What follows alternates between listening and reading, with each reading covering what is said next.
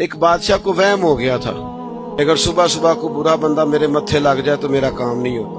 وہ شکار کھیلنے جاتا تھا تو کہتا تھا سارے رستے خالی کرا دو، فلانا بندہ کو اگر کوئی بندہ متھے لگ گیا تو پتہ نہیں شکار ہوگا کہ نہیں.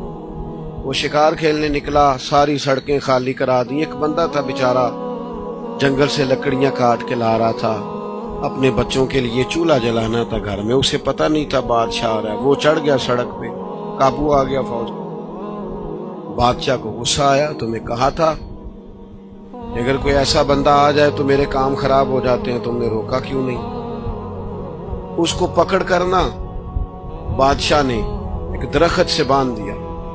کہا اگر تو شکار ہو گیا، اچھا شکار کھیلنے جا رہا تو اسے آزاد کر دوں گا، اور اگر اچھا نہ ہوا تو چونکہ اس کی وجہ سے نہیں ہونا لہذا سزا دوں گا. اب دھوپ میں بندے کو باندھ کے رکھیں اور سارا دن گزر جائے. شام کو عصر کے بعد بادشاہ واپس آیا، کہنے لگا کھول دو اسے، میرا شکار بڑا اچھا ہوا ہے، ورنہ میرے کو متھے لگ جائے تو میرے کام سارے خراب ہو جاتے ہیں، دن صحیح نہیں گزرتا. اب وہ صبح سے بیچارہ بندہ ہوا تھا، تنگ آمد بجنگ آمد. بندہ تنگ آئے پھر وہ سخت باتیں کرتا ہے. وہ بندہ کہنے لگا مرنا تو ہے ہی پر کچھ اچھی بات کر کے مرے. کہنے لگا بادشاہ تیرا شکار ٹھیک ہوا ہے؟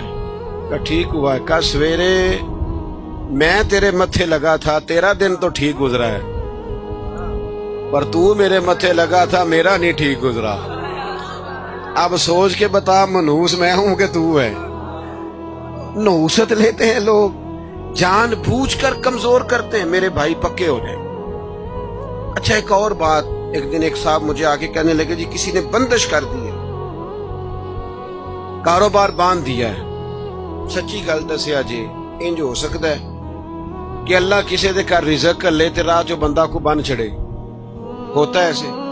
کن چکروں میں پڑے ہو بابا جی سرکار اور فلانے ہو؟ چھوڑیں آپ مصلی بچھائیں، اللہ کے حضور حاضر ہوں. بابا سچا وہ ہوتا ہے جو رب رسول کا رستہ دکھائے. اللہ والوں کی بیعت کا معنی یہ میں غلام ہوں ایک درویش کا، ہم فقیروں کے غلام ہیں. ہم تو غلامی پہ ناز کرتے ہیں، منم غلام علی حیدریم قادری.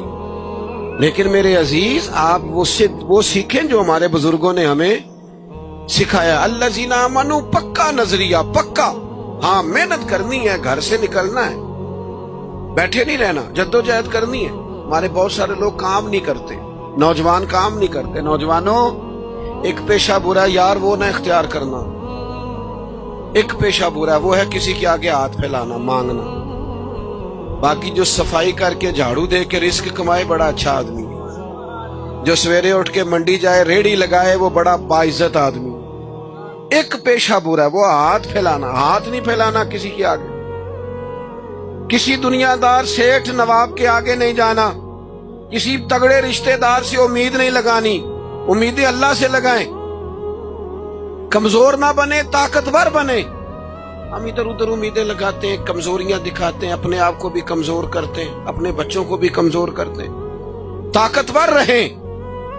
اللہ کے پیارے حبیب علیہ السلام نے فرمایا صبح اس طرح گھر سے نکل جایا کرو جس طرح پرندے نکلتے.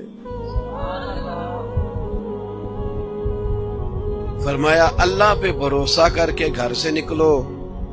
جو رب پرندوں کو پیٹ بھر کے روزی دیتا ہے تمہیں بھی عطا فرمائے گا.